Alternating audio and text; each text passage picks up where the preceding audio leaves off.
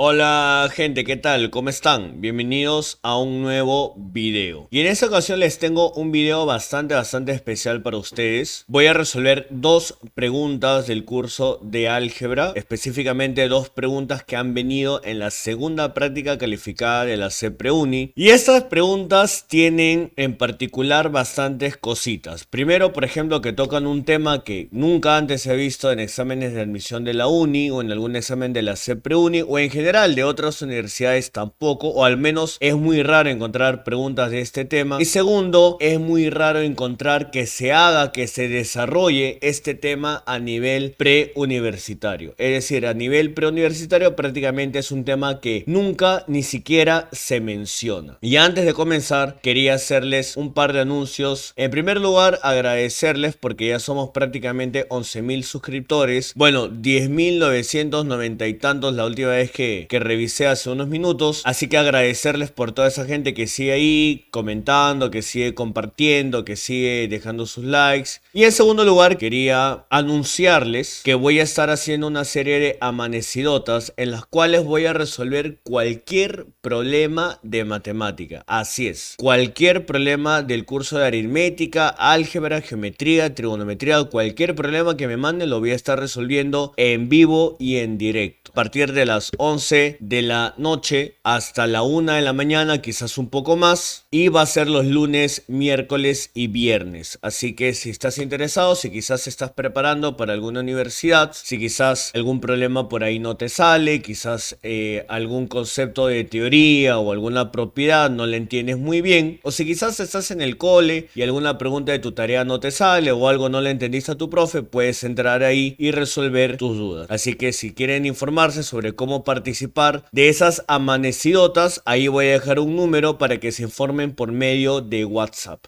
Y ahora sí, sin nada más que decir, comencemos con el video. Muy bien, y esa es la primera pregunta que vamos a tocar. Es una pregunta que, como le digo, toca un tema bastante interesante y muy poco visto a nivel preuniversitario.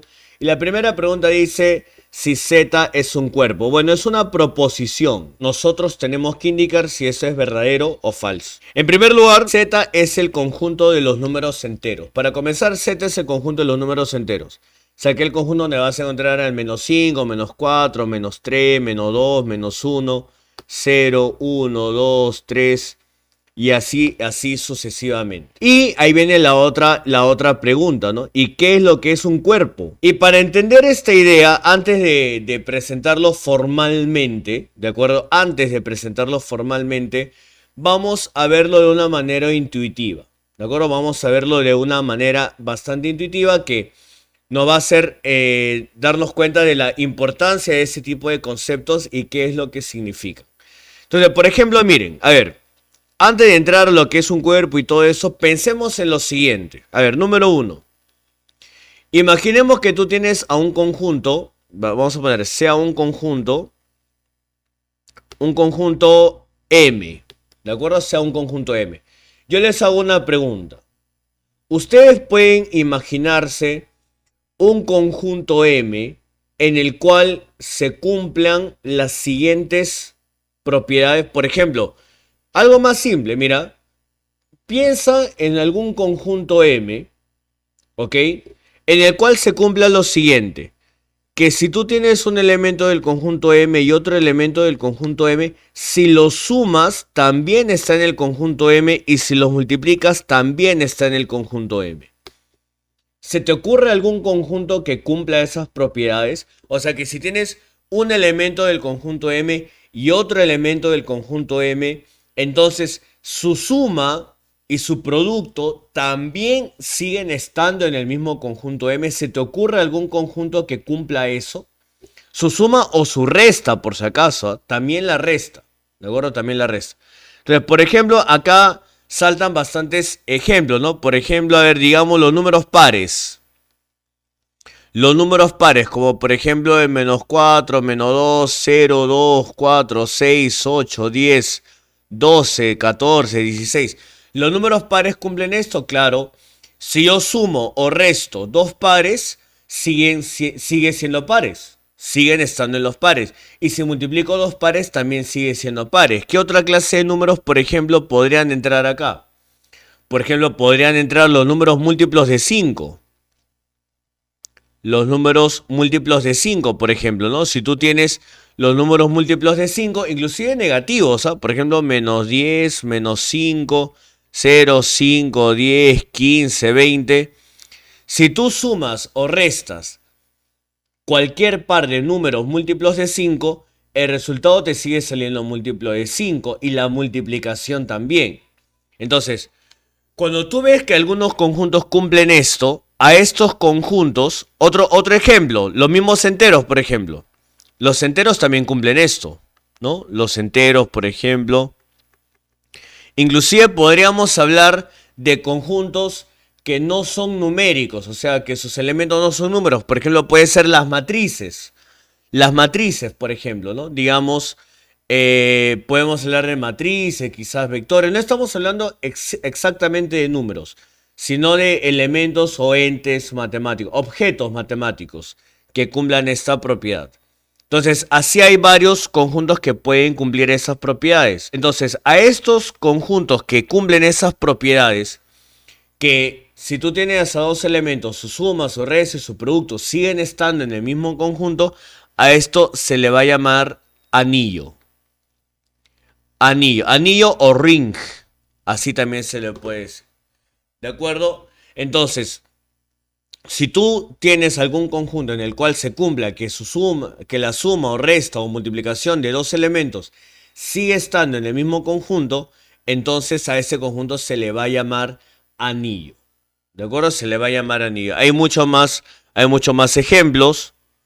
Por ejemplo, también está los racionales, los mismos reales, los mismos números complejos. A eso se les puede llamar así, anillos. ¿De acuerdo? ¿Por qué? Entonces, porque si tú sumas o restas o multiplicas cualquier par de estos elementos, el resultado sigue estando en el mismo conjunto. Hay algunos conjuntos que no cumplen esto, por ejemplo, los impares. Los impares no cumplen esto, por ejemplo, si tú sumas a dos impares, ya no sigue siendo impar. O los números irracionales, por ejemplo. Los números irracionales. Si tú sumas a dos números irracionales, por ejemplo, raíz de 2 y menos raíz de 2, la suma ya no sale irracional. La suma sale 0. La suma sale 0 y 0 ya no es irracional, 0 es racional. Entonces los irracionales tampoco cumplen esto. Y así hay muchos conjuntos que ya no van a cumplir. ¿De acuerdo? Y a los conjuntos que sí cumplen eso se le va a conocer como anillo. Esto es de manera básica, de manera introductoria, por si acaso. Ahora, ¿qué pasa si nosotros le agregamos una condición más? Ya no que la suma, la resta, el producto estén en el mismo conjunto, sino que también el cociente también esté en el mismo conjunto. Claro que para esto hay que considerar que b no vale 0, pues, ¿no? Entonces, si le agregamos esta nueva condición, de que A entre B, de que el cociente A entre B también pertenezca a este conjunto M, entonces, por ejemplo, hay algunos conjuntos que ya no van a cumplir. Por ejemplo, los pares ya no cumplen. Los pares ya no van a cumplir. Si yo divido 10 entre 2, me sale 5. Y ya no es par. Entonces, esto, por ejemplo, ya no cumpliría. ¿De acuerdo? Este conjunto ya no cumpliría. Ahora, los múltiplos de 5 tampoco ya no cumplirían. Porque si yo agarro y divido, por ejemplo... ¿Dónde está este lápiz que se me pierde? Ahí está. Si yo divido 20 entre 5, me sale 4. Y si divido 20 entre 5, me sale 4. Ya no es múltiplo de 5. Entonces, tampoco ya cumpliría. ¿De acuerdo? Ahora, los enteros tampoco, por ejemplo.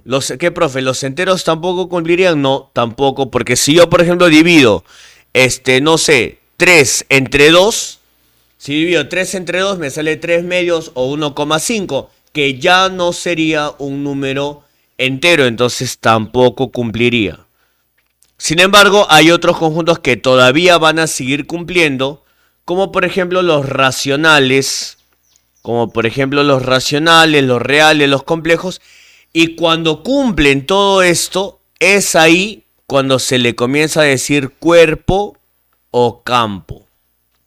¿De acuerdo? Cuerpo o campo. Por ahora lo vamos a tratar como términos iguales, porque en casi todos los libros los tratan como términos iguales. Cuerpo o campo, casi en todos los libros son lo mismo. Ahora vamos a aclarar un poquito eso dentro de un rato. Pero básicamente esa es la idea. O sea, mira, si tú tienes un conjunto en el cual tú sumas a dos elementos, sumas, restas o multiplicas a cualquier par de elementos, sigue estando en el mismo conjunto. A eso se le llama anillo. A eso se le llama anillo. Así se le llama.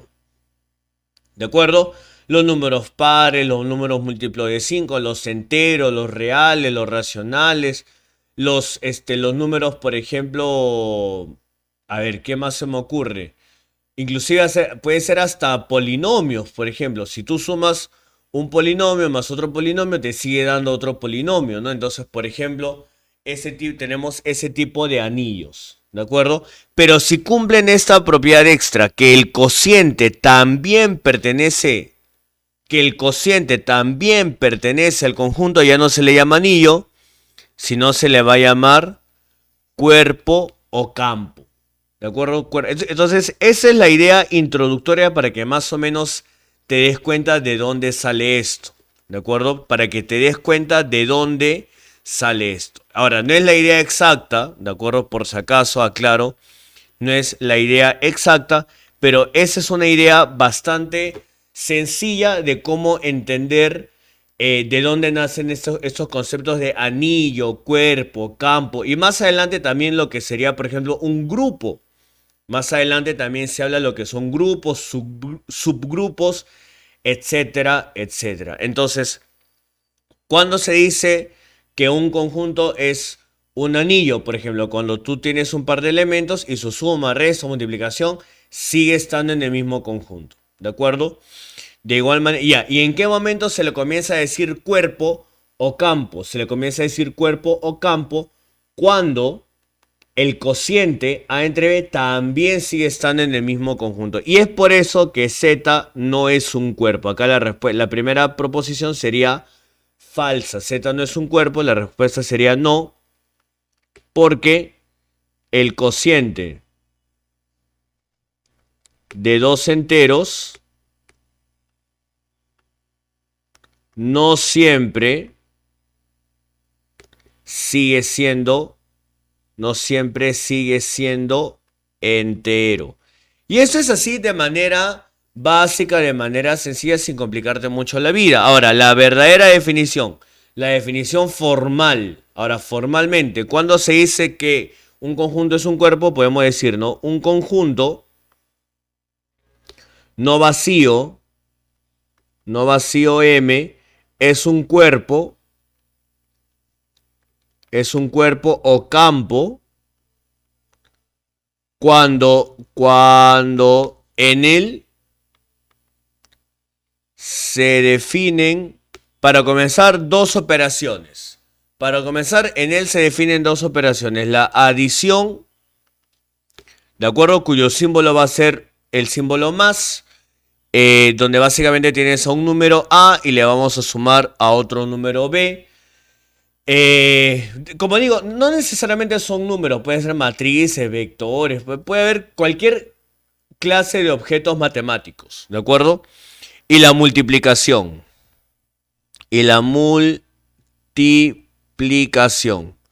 Cuyo símbolo va a ser por o simplemente un puntito, y básicamente vas a tener un número A y lo vas a multiplicar por un número B. O así también, ¿no? A puntito B, también lo puedes poner así. Entonces, ¿cuándo un conjunto es un cuerpo o un campo? Cuando en él se definen a las dos operaciones, adición y multiplicación, y esas operaciones están definidas bajo los siguientes axiomas. Primero, el axioma de clausura o cerradura. ¿Qué dice el axioma de clausura o cerradura? Que si tú tienes a dos números, si A y B pertenecen a este campo M, entonces la suma también tiene que pertenecer a M y el producto también tiene que pertenecer a M. ¿Ok? Segundo, el axioma de conmutatividad, donde dice que si sumas A más B es lo mismo que sumar B más A, de donde viene la famosa frase, el orden de los sumandos no altera la suma. Y de igual manera con el producto, si multiplicas A por B es lo mismo que multiplicar B por A. O sea, el orden de los factores no altera el producto. También está el axioma de asociatividad. ¿Qué dice el axioma de asociatividad? Que si tú sumas A más B más C, puedes hacerlo de dos maneras distintas. Puedes sumar A más B y luego C, o si quieres A más y entre paréntesis B más C. De igual manera, si tú quieres multiplicar A por B por C, puedes multiplicar A por B y luego C, o A y luego B por C. Ese es el axioma de asociatividad. De igual manera está el axioma de la existencia del elemento neutro aditivo. Profe, ¿cómo que el elemento neutro aditivo? El elemento neutro aditivo es aquel número por el cual tú sumas y no cambia nada. O sea, ¿con qué número tú sumas y el resultado sigue saliendo lo mismo?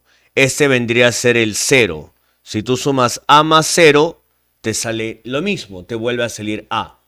¿De acuerdo? Si tú sumas A más 0, te sale A. Ese es el elemento neutro aditivo.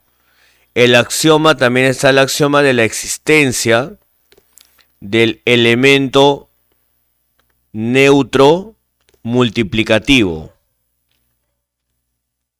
que vendría a ser el número 1. Si tú multiplicas por 1, te da lo mismo. O sea, ¿cuál es el elemento neutro multiplicativo? El 1.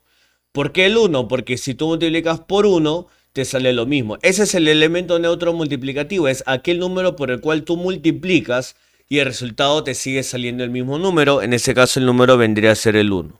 También está el axioma de la existencia del elemento inverso aditivo. ¿Cuál es el elemento inverso aditivo? Es aquel elemento con el cual tú sumas y te sale 0. Por ejemplo, ¿cuál es el elemento inverso de 2? El elemento inverso aditivo de 2 vendría a ser menos 2. ¿Cuál es el elemento inverso aditivo de 3? Vendría a ser el menos 3. ¿De acuerdo? A esto también se le llama opuesto. El famoso opuesto o simétrico. Y también está el axioma de la existencia del elemento inverso multiplicativo. ¿Y cuál es el elemento inverso multiplicativo? Es aquel número por el cual tú multiplicas y te sale 1. Claro que para esto hay que restringir que A no valga 0. ¿De acuerdo? Por ejemplo, ¿cuál es el inverso multiplicativo de 2? Vendría a ser un medio, porque si tú multiplicas 2 por un medio te sale 1. ¿De acuerdo? ¿Cuál es el inverso multiplicativo de 7? Vendría a ser un séptimo. Porque si tú multiplicas 7 por un séptimo te sale 1. A este número se le llama recíproco. ¿De acuerdo? A este número también se le conoce como recíproco. Y por último, el axioma de distributividad. Ese es probablemente uno de los axiomas más importantes de todos los mencionados. El axioma de distributividad. El que dice que multiplicar A por la suma de B más C es lo mismo que sumar los productos de A por B y A por C. Entonces, ese es uno de los axiomas más importantes porque si se dan cuenta es el primer axioma que liga a la adición y a la multiplicación al mismo tiempo. Entonces, mira, cuando un conjunto no vacío, ¿ya? Cuando en un conjunto no vacío se definen estas operaciones, adición y multiplicación, y estas operaciones están definidas bajo los axiomas, por ejemplo, de clausura-cerradura, conmutatividad, asociatividad, el axioma de la existencia del elemento neutro aditivo, que es el 0, el elemento neutro multiplicativo, que es el 1, el axioma del elemento inverso aditivo, que es el opuesto, el simétrico, el elemento inverso multiplicativo. Ojo, esos inversos, cada uno viene con su nombre. Por ejemplo, está mal que alguien te pregunte, oye, ¿cuál es el inverso de 6? Muchas veces uno dice eso, ¿no? Oye, ¿cuál es el inverso de 6? Y la gente piensa que es un sexto. Y eso no está bien del todo, hay que aclarar. Por ejemplo, si yo te pregunto cuál es el inverso de 6, tú deberías decirme qué inverso. ¿El inverso multiplicativo o el inverso aditivo? Por ejemplo, el inverso aditivo de 6 sería menos 6. Y el inverso multiplicativo de 6 vendría a ser un sexto. Entonces hay que tener cuidado con eso. Y el axioma de distributividad. Entonces cuando en un conjunto está definida la suma, la adición y la multiplicación con todas estas operaciones, al conjunto se le llama cuerpo o campo. De esa manera. Entonces, por ejemplo, con eso volvemos a responder la misma pregunta, ¿no? ¿Z es un cuerpo? No. Z no es un cuerpo porque a Z le falta esto, por ejemplo. A Z le falta el axioma del elemento inverso multiplicativo. En los enteros no existe un número por el cual tu multiplicado te dé 1. Por ejemplo, ¿cuál sería el inverso multiplicativo de 2? El inverso multiplicativo de 2 vendría a ser un medio, pero un medio ya no es entero. Ya no es entero. Entonces, por ejemplo, Z ya no se puede decir que es un cuerpo. Por eso la primera respuesta es la primera proposición vendría a ser falsa. Y bueno, esa ya es la definición formal de lo que es un cuerpo o un campo. ¿De acuerdo? Esa sería la definición formal. O al menos es la forma más clásica de cómo definen a esos conceptos. ¿De acuerdo? Entonces, bueno, así es, de esta manera es como definen a lo que es un cuerpo o un campo en libros, por ejemplo, como el Kostrikin, por ejemplo, que es un libro muy interesante, es un libro ruso. El Kudryavtsev también lo define de esta manera. Hasta la misma Cepreuni, por ejemplo. Hasta la misma Cepreuni lo define de esta forma. Ahora, si quieren una recomendación mía, si buscan una recomendación mía sobre un libro que analice esto de una forma más profunda y más interesante. O sea, usualmente, miren, yo le voy a decir la verdad. Usualmente cuando uno busca estos temas, simplemente te dicen, un cuerpo es un conjunto no vacío que cumple estos axiomas. Y te ponen los 11 axiomas, ¿no? Sin embargo, nosotros, o sea, si quieres profundizar más y verlo desde un punto de vista más interesante, mucho más profundo y más elegante, puedes buscar el libro Kurosh. ¿De acuerdo? El libro A.G. Kurosh, que tiene un capítulo que se llama Campos y Polinomios. Campos y polinomios, si no me equivoco, ese es el capítulo donde hablan de lo que es un anillo, de lo que es un campo. Inclusive este es uno de los pocos libros en los cuales yo he visto que realmente te indican cuál es la diferencia entre campo y cuerpo. Inclusive no los tratan como si fuese lo mismo. Campo y cuerpo los tratan como si fuesen distintos conceptos. Inclusive pueden decir que un campo vendría a ser un cuerpo conmutativo, por ejemplo. O sea, no exigen para que sea un cuerpo tenga que cumplir la conmutatividad. ¿De acuerdo? No exigen eso. Y en base a eso, un campo vendría a ser un cuerpo en el cual sí se cumple la conmutatividad. Entonces, es muy, muy interesante. A mí me gusta mucho cómo este libro aborda este tema. Lo aborda de una manera muy elegante, muy interesante, que capta tu atención al máximo. Y realmente se demuestran bastantes teoremas y llegan a profundizar bastante. Entonces lo recomiendo bastante para este tipo de temas. Vamos a la siguiente proposición. La siguiente proposición dice, la unión de dos intervalos es un intervalo. Y una vez más encontramos uno de los temas que no se tocan de manera completa a nivel preuniversitario. ¿De acuerdo? Por ejemplo, si tú buscas cualquier, y eso yo lo he hecho con mis alumnos en clase, yo un día les pregunté, a ver chicos, todos saquen sus libros, a ver, todos sus libros preuniversitarios que han comprado. y léanme cuál es la definición de intervalo. Y todas las definiciones no pasan nada. Algunos libros lo definen como porción de la recta numérica, algunos lo definen como... ni me acuerdo cómo lo definen. La cosa es que no utilizan la verdadera definición de lo que es un intervalo. ¿Qué es un intervalo formalmente? Miren, un intervalo es un conjunto en el cual, o vamos a ponerlo así, subconjunto de los reales, ¿ya? Porque esto de los intervalos ya entra a lo que son los números reales, ¿no? ¿Qué es un intervalo? Es subconjunto de los reales. Vamos a poner el subconjunto I de los reales. O sea que I tiene que estar incluido en los reales. En el cual se cumple lo siguiente.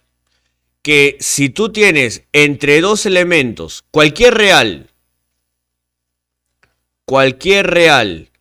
que esté entre dos elementos de I, también pertenece a I. O sea, no importa qué par de elementos tú cojas de este subconjunto I, si tú coges cualquier número real entre esos dos elementos, sigue estando en I. Por ejemplo, digamos que yo tengo el conjunto A, que sean todos los números reales tales que cumplen que son mayores o iguales a 3 pero menores a 9. Entonces la pregunta es, ¿esto es un intervalo, sí o no? Bueno, veamos. Recuerda, para que sea un intervalo tiene que cumplir que no importa qué par de elementos tú escojas, cualquier real entre esos elementos sigue estando en el mismo conjunto. Entonces, por ejemplo, yo te digo, a ver, que alguien me diga dos elementos de este conjunto. Dos elementos de este conjunto A. A ver, profe, dos elementos de este conjunto A podría ser el 5. El 5 es un elemento de este conjunto A porque es mayor o igual a 3 y es menor a 9. Y el 7.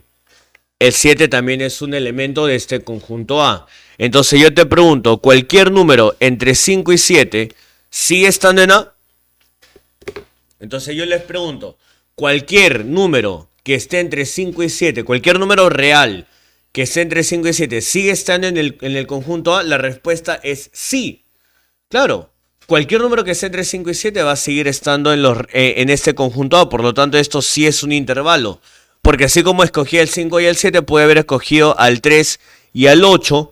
Y también cualquier número real entre 3 y 8 sigue estando en A. Por lo tanto, esto es un intervalo. ¿Me entiendes o no? Entonces, a ver, acá lo borré de casualidad. La primera era falso. La segunda. Entonces, eso es lo que es un intervalo. ¿De acuerdo? Entonces, ¿cuándo se dice que I es un intervalo? I es un intervalo cuando para todo X y Y que pertenecen a I y para todo Z real se cumple que si Z está entre X y Y, entonces Z también está en el intervalo. ¿De acuerdo? O sea, ¿cuándo un conjunto es un intervalo? Cuando tú escoges cualquier par de elementos de este conjunto y cualquier real entre esos elementos sigue estando en el conjunto. Ese es un intervalo. Entonces yo te pregunto, por ejemplo, ¿los naturales es un intervalo? Por ejemplo, ¿los naturales es un intervalo? La respuesta es no. ¿Qué, profe? ¿Los naturales no serían un intervalo? No, porque si tú, por ejemplo, digamos, dime dos números naturales. Ya, profe, el 9 y el 20. Yo te pregunto, ¿cualquier número real que esté entre 9 y 20 es natural? ¿Cualquier número real que esté entre 9 y 20 es natural? No. Entre el 9 y el 20 está el 11,3, que no es natural. Está pi al cuadrado, que tampoco es natural. Entonces, no es un intervalo. ¿De acuerdo? Entonces, ¿los naturales es un intervalo? No. No, por ejemplo. ¿Los enteros es un intervalo? No. Ahora, si tú coges el conjunto, ¿no?, de los números mayores que 3 pero menores o iguales a 10, ¿ese es un intervalo? Sí, claro que sí. Entonces, ahora, en base a eso, En base a eso podemos ahora sí, en base a eso, entonces, en base a eso podemos ahora sí responder la pregunta. ¿La unión de dos intervalos es un intervalo? Falso. Falso, porque digamos que yo tengo el conjunto A, el conjunto de todos los números reales que son mayores que 3. ¿De acuerdo? ¿Ese es un intervalo? Claro, sí es intervalo. Sí es intervalo. Y si yo tengo el conjunto B, por ejemplo, el conjunto de todos los números reales, tales que son menores que 1, ¿es un intervalo? Sí, sí es intervalo. Pero si yo los uno, si yo uno A unión B, o sea, todos los números reales que cumplen que son menores que 1 o mayores que 3, esto ya no es intervalo. ¿Qué, profe? ¿No es un intervalo? No. Por ejemplo, dime dos elementos de este conjunto A. De este A unión B, perdón. Dime dos elementos de este A unión B. Por ejemplo, puede ser el menos 3. Menos 3 es un elemento de A unión B. El 7 también es un elemento de A unión B. Y ahí yo pregunto. Y dime, cualquier número real entre menos 3 y 7 también pertenece a A unión B. ¿También pertenece a A unión B? No. Por ejemplo, acá podemos decir que Z es 2. 2 es un número real que está entre menos 3 y 7. Sin embargo, no pertenece a A unión B. ¿De acuerdo? Entonces, A unión B ya no es intervalo. No es un intervalo. Entonces, por eso decimos que la segunda es falsa. La unión de dos intervalos no necesariamente sigue siendo intervalo. Y la última pregunta dice, Z es denso en los reales. Y acá, una vez más, hablamos del concepto de un concepto que nunca se menciona o que muy poco se menciona a nivel preuniversitario, lo que es la densidad. Por ejemplo, yo les explico de la siguiente manera. ¿Los racionales es denso en los reales? Claro que sí. ¿Por qué los racionales, por ejemplo, se dice que es denso en los reales? Porque si yo cojo cualquier par de números reales, o sea, cualquier par X y Y que sean números reales, en medio siempre hay un racional. Por eso se dice que los racionales es denso en los reales. ¿Por qué se dice que los racionales es un conjunto denso en los reales? Porque entre cualquier par de números reales, tú siempre puedes encontrar un número racional. Esto es algo que también cumplen, por ejemplo, los irracionales. Los irracionales también es denso en los reales, por ejemplo. ¿Por qué? Porque entre cualquier par de números reales, yo puedo encontrar a un número irracional. Es más, puedo encontrar hasta infinitos. ¿De acuerdo? ¿Por qué entonces se dice que Q? A ver, ¿por qué se dice que los racionales es un conjunto denso en los reales? Porque entre cualquier par de números reales puedo encontrar a un racional, inclusive infinitos racionales. ¿Por qué los irracionales también es denso en los reales? Porque entre cualquier par de números reales puedo encontrar a un número irracional. Inclusive se puede demostrar que entre cualquier par de números, y esto sí ha venido varias veces en la uni, que entre cualquier par de números racionales siempre puedes encontrar a un irracional. Siempre se puede encontrar a un irracional. Entonces, eso es lo que concierne, lo que significa la densidad. Entonces, acá me dicen, Z es denso en los reales. Yo te pregunto, entre dos números reales, ¿tú puedes encontrar siempre un entero? La respuesta es falso. La respuesta es falso.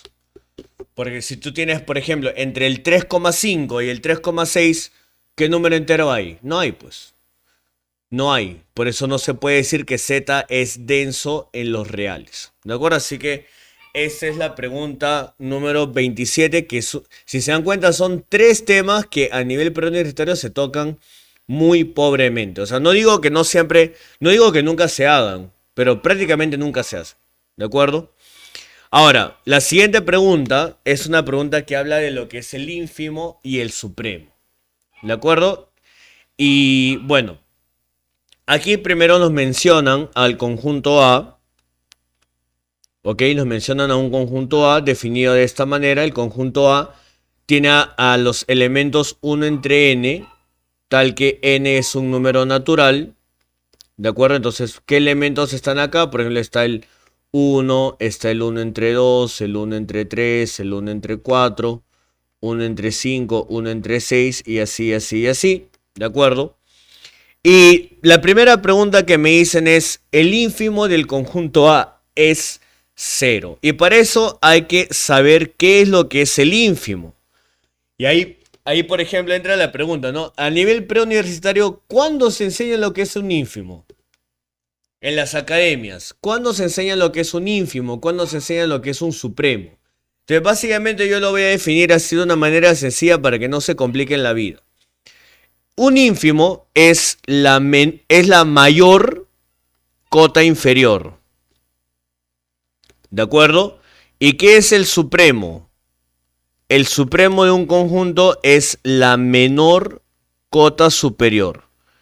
Ya, profe, no entiendo. Ya, mira, te explico esto. Imagínate este conjunto A. Imagínate el conjunto de todos los números reales que son mayores que 2 pero menores que 8. ¿Ok? Imagínate este conjunto A. El conjunto A es el conjunto de todos los números reales que son mayores que 2 pero menores que 8. ¿Ok? Entonces, en ese sentido, ¿qué números pertenecen a A? ¿Qué números pertenecen a A? Por ejemplo, está el 3, el 4, el 5, el 6, el 7. Está el 2,5, el 3,1. Está pi. Está raíz de 7. Está 7,5. 7,3 periódico puro. Hay un montononón de números que hay acá. Hay infinitos números que están acá. Pero si te das cuenta, todos estos números cumplen que son mayores o iguales a 2. Absolutamente todos estos números cumplen que son mayores o iguales a 2. Y así como son mayores o iguales a 2, también son mayores o iguales a 1. Obviamente, todos los números que están en este conjunto A siempre son mayores o iguales a 1. También son mayores o iguales a 0. También son mayores o iguales a menos 2. Y así, así, así. Ya, todos estos números, ¿sabes cómo se le llaman? Se le llaman cotas inferiores. Así se le llaman. Y a la mayor de todas estas cotas inferiores se le llama ínfimo. Así. ¿De acuerdo? Ahora vámonos del otro lado. Todos estos números cumplen que son menores o iguales a 8. Todos los elementos de A son menores o iguales a 8. También son menores o iguales a 9, a 10, a 11 y así. A todos estos números se le llama cotas superiores. Y la menor cota superior, que en este caso vendría a ser el 8, se le llama supremo. O sea, ¿qué es el supremo? Es de todas las cotas superiores la menor de todas. ¿De acuerdo? La menor de todas vendría a ser el supremo. Entonces, esto es lo que me está planteando en este problema. Ahora, si nosotros pensamos en este conjunto A, que está el 1, un medio, un tercio, un cuarto, un quinto, nos damos cuenta de que todos estos elementos, para todo X que pertenece a, para todos estos elementos, se cumple que todos son mayores o iguales a 0. Todos son mayores o iguales a 0, todos son mayores o iguales a menos 2, todos son mayores o iguales a menos pi, a menos 7. Todas estas son las cotas inferiores. ¿Y cuál es la mayor cota inferior? Este vendría a ser el 0, este vendría a ser el ínfimo. La mayor cota inferior. ¿De acuerdo? Ahora, profe, ¿y por qué el 0? Yo no puedo decir, ¿acaso que todos estos números son mayores o iguales a 0,01, por ejemplo? Y la respuesta es no. Porque en alguno de estos elementos va a estar el 1 entre 1000. Y 1 entre 1000 no cumple que es mayor o igual a 0,01. ¿Me entiendes? Entonces 0,01 no puede ser una cota inferior. ¿Me entiendes? Entonces acá el ínfimo vendría a ser, o sea, la máxima cota superior vendría a ser el 0. Y de igual manera del otro lado vendría a ser el 1. Todos esos números son menores o iguales a 1, menores o iguales a 2, menores o iguales a 3. Y así, por ejemplo, ¿yo puedo acaso decir que estos números son menores o iguales a 0,8? No, porque el 1 no cumple. ¿Se dan cuenta? El 1 no cumple. Entonces, ¿a partir de cuándo yo puedo decir que estos números son menores o iguales? Del 1 en adelante. Estas son las cotas superiores. Y la mínima cota superior vendría a ser el 1 y ese vendría a ser el ínfimo. Perdón, el supremo. El supremo. Ahí está. Ese vendría a ser el supremo. Entonces acá que me están preguntando. El ínfimo del conjunto A es el 0, verdadero. El supremo del conjunto A es el 1, verdadero. Y el mínimo elemento del conjunto A es 0, falso. Este conjunto no tiene mínimo. ¿De acuerdo? No tiene mínimo. Si tú te das cuenta es un medio, un tercio, un cuarto, un quinto, un sexto y así yo puedo descender, pero nunca va a haber un mínimo, porque siempre que encuentres un número vas a poder encontrar un número que sea menor a ese número y que siga estando en el conjunto A. Imagínate que uno dice, profe, el mínimo de este conjunto no sería 1 entre 1.000.000. El mínimo de este conjunto no sería 1 entre 1.000.000, no. Porque después del 1 entre 1.000.000, yo tengo al 1 entre 10 millones, que es mucho menor que ese número. Y así yo puedo seguir bajando más y nunca voy a encontrar a un mínimo. Entonces acá la respuesta era verdadero, verdadero y falso. Entonces, si se dan cuenta, la CPRUNI acá ha hecho dos preguntas bastante, muy interesantes. Y que son muy... no se les suele tocar mucho a nivel preuniversitario, por no decir que prácticamente nada. Así que, bueno, eso ha sido todo por el video del día de hoy. Espero que les haya gustado, compártanlo, ya suscríbanse, dejen su like, dejen sus comentarios y conmigo será hasta un próximo video. ¡Sí!